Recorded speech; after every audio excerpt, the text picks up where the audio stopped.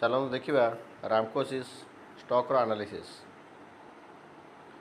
ଦେଖନ୍ତୁ ଯଦି ଗୋଟେ ବ୍ରେକଆଉଟ୍ ଲାଇନ୍ ଡ୍ର କରିବା, କେଉଁଠି ବ୍ରେକଆଉଟ୍ କରିଥିଲା, ଏଇଟା ହେଉଛି ଗୋଟେ ବ୍ରେକଆଉଟ୍ର ଲେବୁଲ୍ ଯେଉଁଠିକି ବ୍ରେକଆଉଟ୍ ଦେଇକି ସେ ଯାଇଥିଲା। ହେଲେ ବ୍ରେକଆଉଟ୍ ଦେଲା ପରେ ଏଇଟା ହେଉଛି ତାର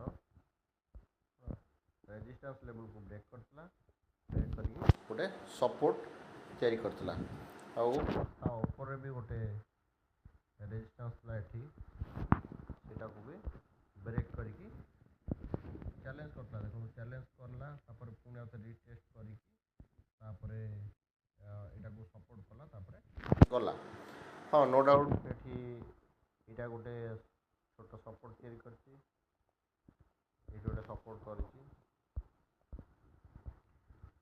କିନ୍ତୁ ବର୍ତ୍ତମାନ କ'ଣ ସିନାରୀ ଅଛି, ପୁରା ଅଲ୍ ଟାଇମ୍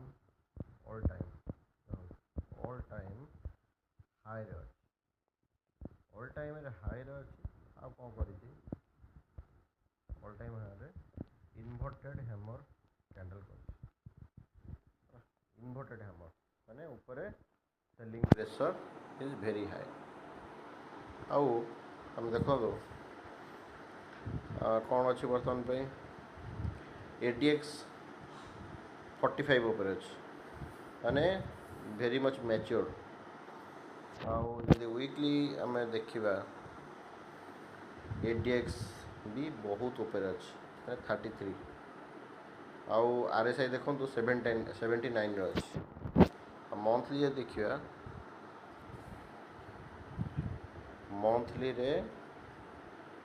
ମନ୍ଥଲିରେ ବି ଠିକ୍ ଅଛି, ଚଳିବ, ମୋମେଣ୍ଟମ୍ ଅଛି। କିନ୍ତୁ ଆମେ ଯଦି ଡେରେ ଦେଖୁଛନ୍ତି, ଡେରେ ଏଇଟା ଆମକୁ ଏଣ୍ଟ୍ରିର ପରମିସନ୍ ଦେଉନି, କାହିଁକିନା ଆମର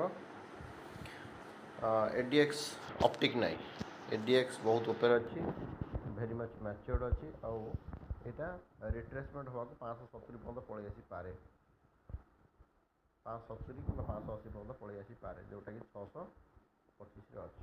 ତେଣୁ ଏଇଟା ଗୋଟେ ଭଲ ପୋଜିସନ୍ ହେବନି ଏଣ୍ଟ୍ରି ପାଇଁ ମୋ ମତରେ। Thank you.